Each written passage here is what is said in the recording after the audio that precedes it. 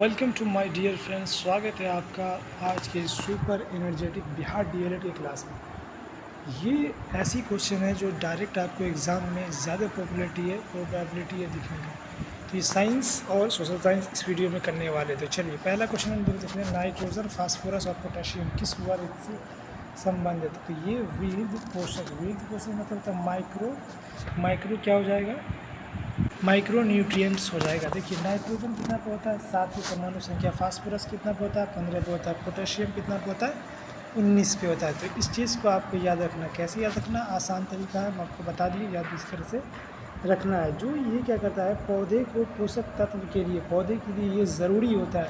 किसी भी पौधे के लिए क्या है, ये ज़रूरी चीज़ है। चलिए अगला क्वेश्चन देखते हैं। सल्फ्यूरस अम्ल का रासायनिक सूत्र क्या है। सल्फ्यूरस अम्ल, देखिए यहाँ पे क्या बोला, सल्फ्यूरस, सल्फ्यूरिक नहीं बोल रहा है।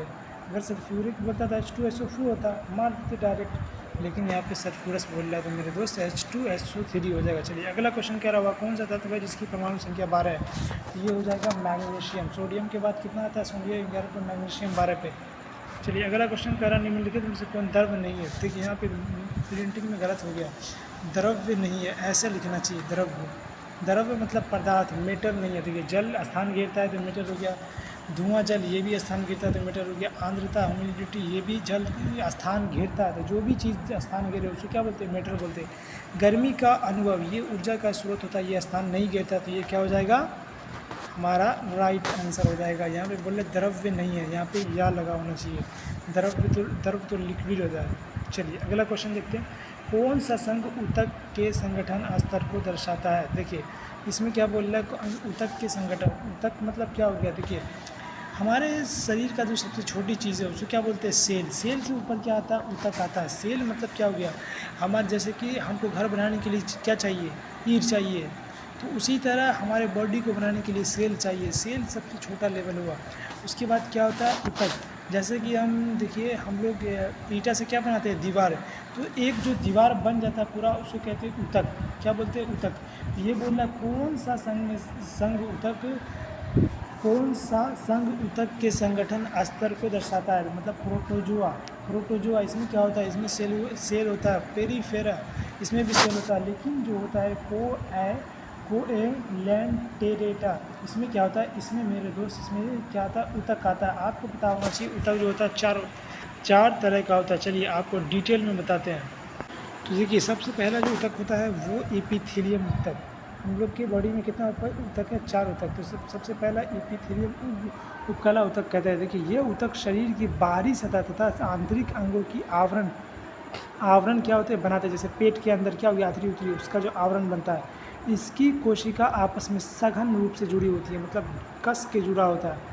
इसमें बहुत कम अंतराकोशीय पदार्थ होता है। देखिए क्या होता है, ये देख सकते हैं यहाँ पे आप डायग्राम में, सरल परतदार उपकला हो गया, और स्तंभाकार उपकला हो गया, और देखिए सीलिएटेड उपकला हो गया, और ग्रंथिल उपकला हो गया। यहाँ पे आप देख सकते हैं जो जड़ के कस के पकड़ा होता है, जो हमारे बॉडी के बाहर होता है, क्या होता है, बाहरी सतह में होता है, और हमें हर एक चीज़ से क्या करता है, सुरक्षा प्रदान करता है।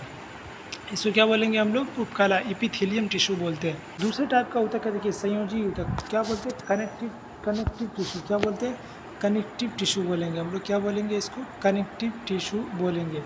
क्या बोलेंगे, कनेक्टिव टिश्यू। देखिए यह ऊतक शरीर के विभिन्न अंगों को आपस में जोड़ता है, सहारा देता है और इसकी रक्षा करता है। इसकी कोशिकाएं कम तथा अंतरकोशिकीय पदार्थ होती है। देखिए यहाँ पे डायग्राम देख सकते हैं, वसा ऊतक हो गया, अस्थि ऊतक हो गया, समझ रहे हैं, और रक्त, देखिए ब्लड ऊतक हो गया, घना संयोजी ऊतक हो गया।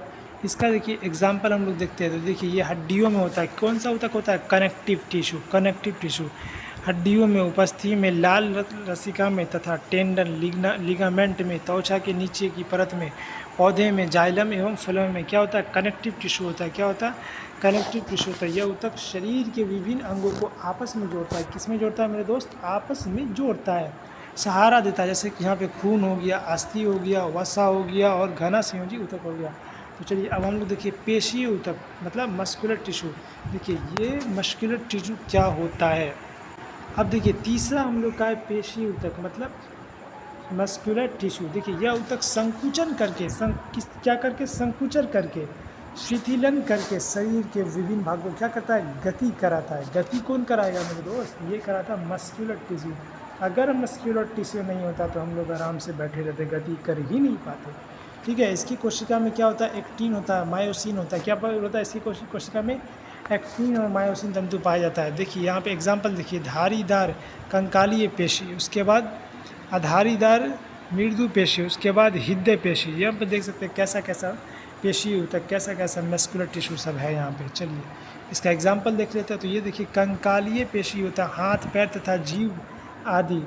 उसके बाद देखिए मृदु पेशी, जैसे आंत हो गया, रक्तवाहिका हो गया, मूत्राशय हो गया, गर्भाशय हो गया। हृदय पेशी में हृदय की दीवार हो गया। इसमें क्या होता है, इसमें क्या होता है, पेशी होता है। किस में पाया जाता है, कंकालीय पेशी में, हाथ पैर जीव, इसमें क्या पाया जाता है, मस्कुलर टिश्यू पाया जाता है। उसके बाद देखिए मृदु आंत में पाया जाता है मस्कुलर टिश्यू, मूत्राशय गर्भाशय में पाया जाता है क्या पाया जाता है, मस्कुलर टिश्यू, और हृदय में भी पाया जाता है पेशी ऊतक यानी मस्कुलर टिश्यू। चलिए अगला हम लोग का सबसे लास्ट है ऊतक, तंत्रिका ऊतक। क्या है, तंत्रिका ऊतक। आप देख सकते हैं यहाँ पे तंत्रिका ऊतक को क्या कहा जाता है, नर्वस टिश्यू कहा जाता है। देखिए ये क्या करता है, ये ऊतक उत्तेजना को ग्रहण करके उसे एक भाग से दूसरे भाग तक मतलब मैसेज पहुंचाता है। ये शरीर के समन्वय में और नियंत्रण को सहायता करता है। अब देखिए ये क्या हो जाएगा, ये न्यूरॉन है, न्यूरॉन तंत्रिका ऊतक।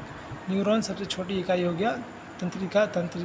ठीक है, तो ये न्यूरॉन हो गया। अब देखिए ये कहाँ कहाँ पाया जाता है, इस चीज़ को अभी आपको समझ लेना है, कहाँ कहाँ पाया जाता है। ये देखिए ये मस्तिष्क में पाया जाता है, मतलब समझ रहे हैं ना, माइंड में, सर में। उसके बाद देखिए मेरुरज्जु, मतलब रीढ़ की हड्डी, स्पाइनल कॉर्ड। ठीक है, नसें, नर्व में पाया जाता है। इंद्रियों से आँख कान हो गया आदि इसमें पाया जाता है।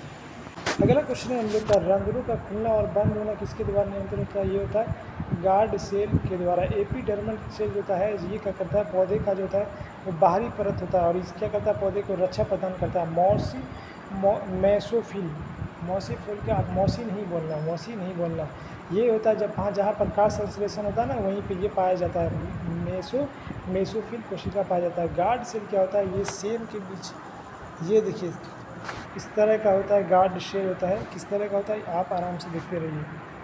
ये इस तरह का होता है, इस तरह हम लोग का किडनी टाइप का होता है समझ लीजिए। और इसके बाहर में क्या होता है, सहायक कोशिका होती है। जब इसके अंदर पानी आता है तो ये फूल जाता है, और जब इसके अंदर पानी चले जाता है तो ये सिकुड़ जाता है। इसलिए क्या बोलते हैं, गार्ड सेल अच्छी कोशिका है। रंध्र का खुलना और बंद होना, ये स्टोमाटा में होता है। ठीक है, रंध्र का खुलना और बंद होना। चलिए अगला क्वेश्चन कहते हैं, किसी भी पारिस्थितिक तंत्र में प्रेरक शक्ति होती है, तो ये होता है बायोमास। अब कहिए कई से, तो बायोमास देखिए किसी भी देखिए जो होता है क्या कार्बनिक पदार्थ होता है जो अभी जिंदा है और जो पौधा अभी मर चुका है, उसके अंदर से जो कार्बनिक पदार्थ प्राप्त होता है उसी को क्या बोलते हैं, बायोमास कहा जाता है। बायोमास कहा चला है, और ये नवीकरणीय संसाधन है क्योंकि प्रकाश संश्लेषण से ये बनता है। प्रकाश संश्लेषण मतलब सूरज की रोशनी से, सूरज की रोशनी तो हमेशा मिलता ही रहता है। चलिए अगला क्वेश्चन कहते हैं, और देखिए और भी क्वेश्चन का इसमें एटीपी क्या है, ये ऊर्जा का क्या है, ऊर्जा का मुद्रा समझ लीजिए, एटीपी के रूप में मिलता है बॉडी के अंदर। कार्बोहाइड्रेट वो है जो हम लोग भोजन लेते हैं तो भोजन के अंदर हम लोग को क्या मिलता है, कार्बोहाइड्रेट मिलता है। ठीक है, चलिए अगला क्वेश्चन कह रहा है, कौन सा ऊतक संवहनी बंडल बनाता है। तो अभी आपको बताए थे संवहनी बंडल कौन बनाता है, जाइलम और फ्लोएम दोनों मिल के बनाता है। जाइलम क्या करता है, सही पौधे के हर एक भाग तक जल पहुंचाता है। फ्लोएम क्या करता है, जो जहाँ पे खाना बनता है, जहाँ पे पट्टी में खाना बना उसको लेकर पौधे के हर एक जगह पर पहुँचाना, उसका काम किसका है, फ्लोएम का काम है। ठीक है, जाइलम एवं फ्लोएम यही हो जाएगा संवहनी बंडल जो जटिल होता है। चलिए अगला क्वेश्चन देखते हैं। क्वेश्चन कह रहा है, इनमें से किसमें द्विखंडन पाया जाता है। द्विखंडन किसमें पाया जाता है, पैरामेशियम में भी पाया जाता है, अमीबा में भी पाया जाता है, यूग्लिना। जैसे कि ये अमीबा हुआ मान लीजिए, इसका जो ये अंदर का सेल, ये न्यूक्लियस है, ये क्या करता है, ऐसे करके ऐसे आराम से देखिए पूरा समझ में आएगा। ये क्या करता है, यहाँ से गया, यहाँ से मतलब यहाँ पे क्या कहता है, दो न्यूक्लियस बनता है और बीच से कट जाता है। कट जाने के बाद इसको क्या बोलते हैं, अलैंगिक प्रजनन बोलते हैं। ठीक है। तो पैरामीशियम में भी ऐसा होता है, अनीमा में भी होता है और यूग्लिमा में भी होता है। अब देखिए आपको समझना मुकुलन, मुकुलन क्या होता है। मुकुलन देखिए किस किस में होता है, जैसे कि यहाँ पे हम आपको एक ट्रिक बताते हैं। ही यीस्ट ही यीस्ट ही यीस्ट खाओगे खाओगे मुकुलन, ही यीस्ट खाओगे खाओगे मुकुलन। मुकुलन, मुकुलन मतलब ये कोई भी चीज़ है, कोई भी चीज़ मतलब क्या हुआ, मुकुलन नाम का समझ लीजिए बिरयानी है, बिरयानी है ना बोलेंगे। ही का मतलब क्या हो गया, हाइड्रा। ही से क्या हो गया, हाइड्रा। यीस्ट मतलब आप जानते हैं ये यीस्ट, यीस्ट होता है। इसमें क्या होता है, यीस्ट में देखिए ये वाई में एक निकला हुआ ना, तो इसी तरह यीस्ट जो भी होता है उसमें क्या होता है, ऐसे ऐसे निकलता है, बाहर बाहर निकलता है, मुकुल होता है। मुकुलन से ही नए नए जीवों का निर्माण होता है, समझ रहे हैं ना। तो ये यीस्ट खाओगे से क्या हो जाएगा, खमीर हो जाएगा। ठीक है, चलिए अगला क्वेश्चन देखते हैं। क्वेश्चन कह रहा है अगला मेरा दोस्त, एक बालक अपने घर से पूर्व दिशा में 100 मीटर की दूरी 50 सेकंड में तय करता है, फिर अपनी दिशा बदल लेता है। जैसे 100 मीटर दिया और बदल लेता है, पुनः 100 मीटर की दूरी से 50 सेकंड में वापस घर लौट जाता है, तो उस बालक का औसत वेग कितना हो जाएगा। जैसे 100 मीटर गया पता है 50 सेकंड में, फिर 100 मीटर 50 सेकंड में वापस आ गया, तो इसका जो वेग होता है, क्योंकि जो वेग है वो क्या है, वो डायरेक्शन के साथ बताया जाता है। क्या रहता है, वो एक सदिश राशि है, इसमें डायरेक्शन भी बताया जाता है। तो वापस आ गया तो इसका वेग क्या हो गया, ज़ीरो हो जाता है। अगर यहाँ पे औसत समय पूछाया था तो हम क्या करते हैं, दूरी को जोड़ देते थे, दूरी हो जाता है 200 मीटर, और टाइम को जोड़ देते हैं 50 क्या होता है 100 सेकेंड हो जाता है, काट देते थे क्या हो जाता है 2 मीटर पर सेकेंड। यहाँ पे क्या आता है, औसत समय आ जाता है, लेकिन औसत चाल आ जाता है। लेकिन यहाँ पे हमसे पूछा क्या जा रहा है, वेग, तो वेग ज़ीरो हो जाएगा। चलिए अगला क्वेश्चन कह रहा है, कमानीदार तुला द्वारा हवा में किसी वस्तु का मापा जाता है। तो देखिए ये क्या मापा जाता है, कमानीदार द्वारा ये वास्तविक वज़न को नापा जाता है। आभासी वज़न कहाँ नापा जाता है, देखिए जैसे कि 10 किलो का कोई भी चीज़ है तो उसको हम पानी के अंदर डाल देंगे, तो जितना पानी को हटाता है तो उसका वज़न घट जाता है। जब पानी के अंदर नापिएगा उस चीज़ को तो कम आएगा।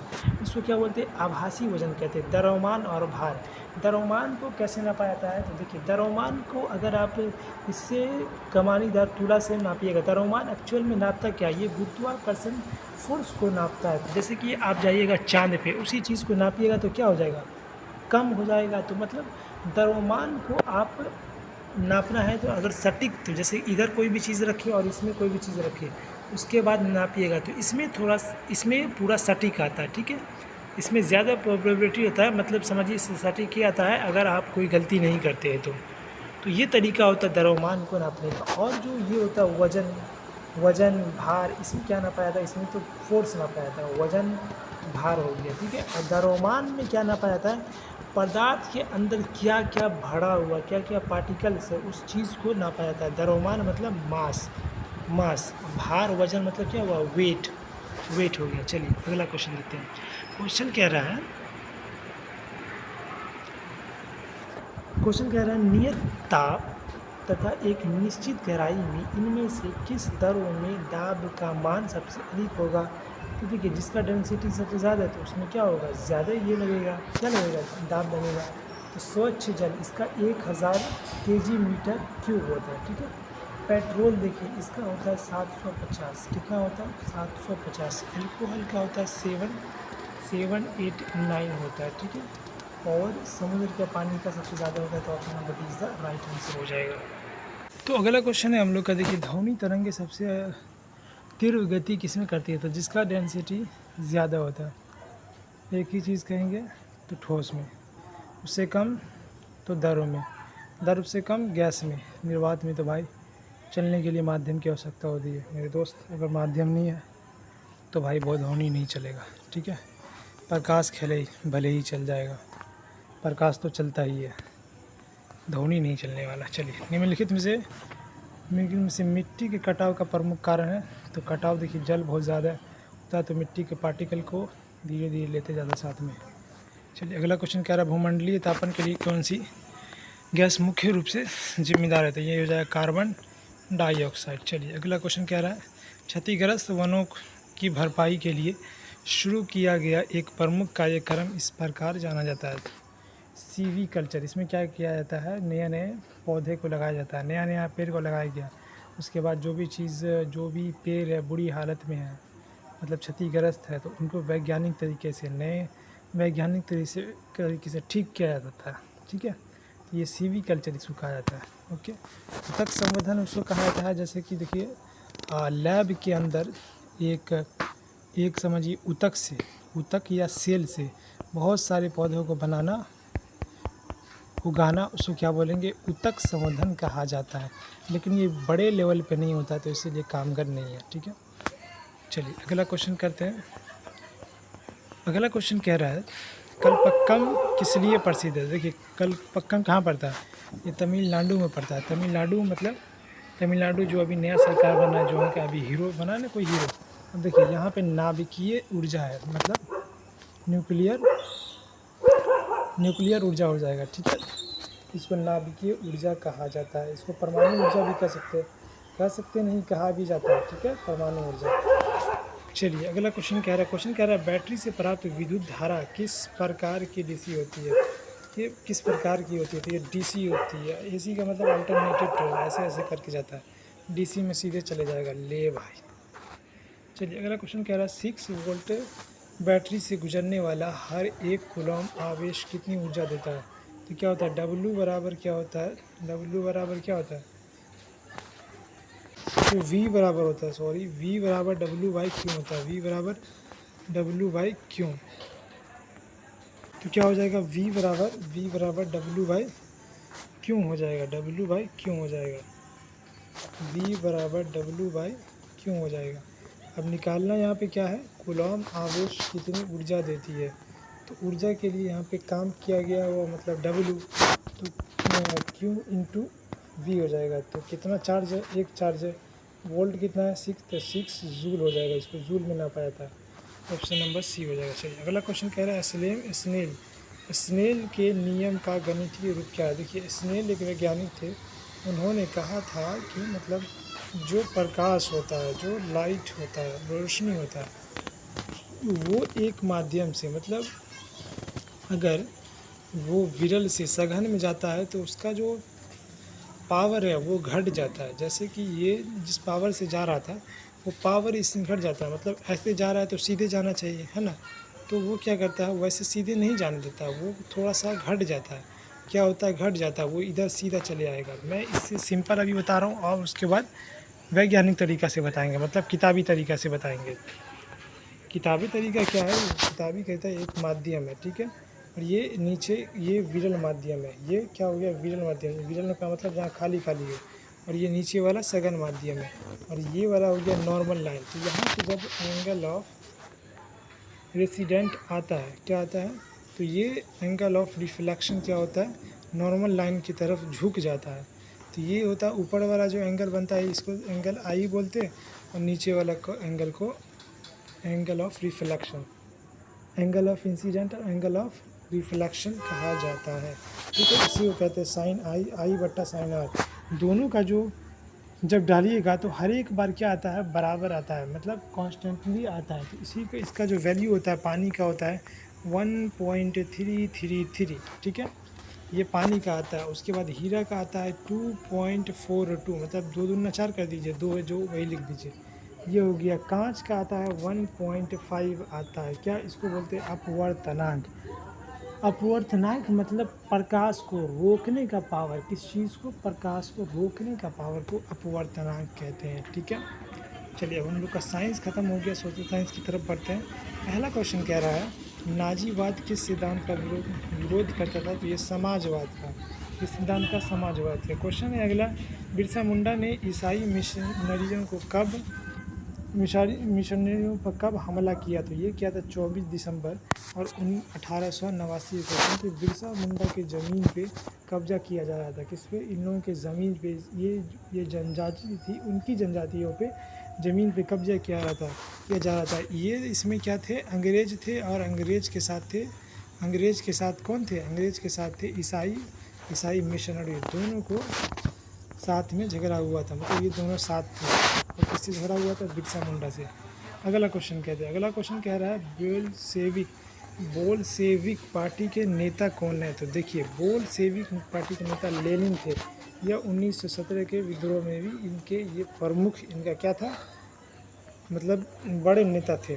ठीक है, बोल्शेविक पार्टी के नेता कौन थे? लेनिन थे, लेनिन थे। चलिए, क्वेश्चन कह रहा है हिंद स्वराज नामक पुस्तक की किसने लिखी थी? ये लिखी थी महात्मा गांधी। इस पुस्तक में बहुत सारी चीज़ों के बारे में व्याख्या किया गया था। इसमें ये भी बताया जा रहा है कि बाहरी कल्चर है, जो फॉरेनर कल्चर है, दूसरे देशों का कल्चर है, वो कैसा कल्चर है, और इंडिया का कल्चर कितना बेहतरीन कल्चर है। ये चीज़ को भी ये गांधी जी किसमें लिखे? हिंद स्वराज नामक पुस्तक में लिखा गया। चलिए, अगला क्वेश्चन कह रहा है न्यू डील को किस अमेरिकी राष्ट्रपति ने लागू किया था? ये रूज बेल्ट, समझ लीजिए बेल्ट, ये कब लागू हुआ था? 1900। तो ये जो न्यू डील था ये आया था 1933 में। कब आया था? 1933 में। 1929 में जो विश्व में आर्थिक मंदी आ गया था, मतलब बहुत से देश जो युद्ध किए थे, युद्ध से क्या हुए गए थे, प्रथम विश्व युद्ध के बाद, उसके बाद अलग अलग तरह का चीज़ें हुआ था। तो 1929 से 1939 तक आर्थिक मंदी चला था। कौन चला था? आर्थिक मंदी। तो उसी में अमेरिकी राष्ट्रपति 1933 में न्यू डील लाते हैं। इसके क्या के अंतर्गत क्या होता है, सारे देशों को आर्थिक व्यवस्था पे वापस लाने के लिए सबको क्या करते हैं, ये देते हैं, सबको पैसा देते हैं, और उसके बाद उस पर ब्याज लिया जाएगा बाद में, जब वो देश की हालत ठीक हो जाएगा। तो अमेरिकी राष्ट्रपति रूज बेल्ट, मतलब बेल्ट निकाल के खड़े हो गए, बोलिए जिसको भी जो चाहिए वो मिलेगा। ठीक है, चलिए अगला क्वेश्चन कह रहा है निम्न में से कौन सार्क का सदस्य नहीं है? देखिए, भारत का पड़ोसी देश कितना है? 9। 7 तो है जो सटा हुआ, 2 है जो पानी में, पानी का जो एरिया है भारत का वहाँ से सटा हुआ, जिसमें आता है, ये आता है श्रीलंका और मालदीव, मालदीव और श्रीलंका, मालदीव और श्रीलंका, श्रीलंका और मालदीव आता है। ठीक है, श्रीलंका और मालदीव आता है। तो इसमें देखिए, चाइना को छोड़ देना, टोटल सब मिलाइएगा तो कितना है? 9 है। इसमें चाइना को, पड़ोसी देश को छोड़ के जितना है सब सार्क का सदस्य है। तो सिर्फ चाइना इसमें नहीं है। तो चलिए, ये नहीं हो जाएगा। मालदीव भी है, नेपाल भी है, भारत भी है, सार्क का सदस्य है। चलिए, अगला क्वेश्चन कह रहा है पृथ्वी का कितना भाग जल से घिरा हुआ है? ये 71% हो जाएगा। ठीक है, चलिए क्वेश्चन कह रहा है अगला, प्रकाशित ब्रूडलैंड कमीशन रिपोर्ट में सतत विकास के बारे में विचार साझा किए। ये बताया कि इसे कैसे प्राप्त किया जा सकता है। तो ये कब हुआ था? 1987 में प्रकाशित। सतत विकास तो ये होता है कि मतलब संसाधनों को बचत को सही से यूज़ करना है, ऐसा यूज़ करना कि जो हमारी आने वाली पीढ़ी है उनको संसाधन मिल सके, इसी को बोलते हैं सतत विकास। चलिए, क्वेश्चन कह रहा अगला, काकरापाड़ा परमाणु ऊर्जा स्टेशन किस राज्य में? तो ये हो जाएगा गुजरात में काकरापाड़ा। चलिए, अगला क्वेश्चन कह रहा है इनमें से कौन सी जीव जो केवल भारत में ही पाई जाती है? तो गंगा डॉल्फिन, क्या बोलते हैं? गंगा डॉल्फिन। क्वेश्चन कह रहा है अगला, भारत के किस राज्य में सौर ऊर्जा के विकास की संभावना अधिक है? तो ये राजस्थान में। कहाँ है? राजस्थान में। राजस्थान जो भारत का एरिया में सबसे बड़ा क्या है? स्टेट है। तो वहाँ पे क्या पड़ता है, साल के ज़्यादातर दिनों में धूप होता है। जब धूप बनेगा तब सोलर से क्या बनेगा? एनर्जी बनेगा, और उसमें भी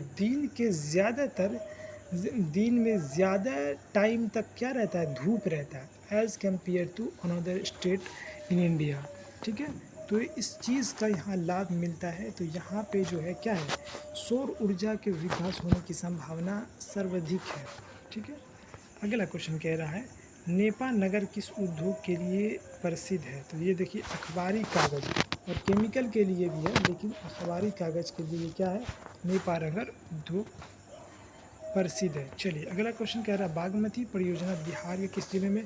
सीतामढ़ी। अब देखिए, एक बाघ है वो सीता के पास आया, एक बाघ है सीता के पास आया, एक बाघ है सीता के पास आया। क्यों आया? बोला तुम जी ये बना दीजिए, नदी बना दीजिए, हम पानी पिएंगे। इसका जो ओरिजिनली काम है, बागमती परियोजना बिहार के किस ज़िले में है, तो इसका काम है सिंचाई करना। सिंचाई के उद्देश्य से बनाया गया है, मतलब जो खेत खलिहान का सिंचाई हो, पानी पटाया जाए, वो अच्छे से हो सके। क्वेश्चन कह रहा अगला, पिनाशे की सैनिक सरकार कितने वर्षों तक चली थी? ये 17 वर्षों तक चली। अगला क्वेश्चन कह रहा है बिहार विधानसभा में कितने निर्वाचित क्षेत्र 243 होगा। फिर कह रहा है अगला क्वेश्चन, भारत में आपातकालीन सर्वप्रथम कब लगा था? 1962 में लगा था। और देखिए 1-2 महीना नहीं रहा था, 10-15 दिन नहीं रहा था, ये 6 साल 1962 से 1968 तक लगातार चला था। भारत में आपातकाल चला था, देश की शांति के लिए चला था। अब क्या था उस समय? चलिए अगला क्वेश्चन कह रहा है भारत के संविधान निम्नलिखित में से कौन समानता के अधिकार में शामिल नहीं है? तो आर्थिक समानता शामिल नहीं है। आर्थिक मतलब पैसा वाला। क्वेश्चन कह रहा है अगला, चिपको आंदोलन का प्रारंभ किस राज्य से हुआ था? तो उत्तराखंड से हुआ था। उत्तराखंड से हुआ था। ठीक है। लोकतांत्रिक शासन व्यवस्था के संदर्भ में कौन सा कथन सही है? देखिए, निर्णय लेने में देरी परंतु सही निर्णय कर लेना, ये हो जाएगा ऑप्शन नंबर सी। अगला क्वेश्चन कह रहा है कि खिदमत में, देखिए बिहार किस बात से स्पष्ट है कि बिहार में लोकतंत्र की जड़ें गहरी थी? ये हो जाएगा वैशाली का लिच्छवी गणतंत्र। वैशाली का लिच्छवी गणतंत्र। तो आज के लिए इतना ही, मिलेंगे आपको नेक्स्ट वीडियो में। Thank you for watching this video.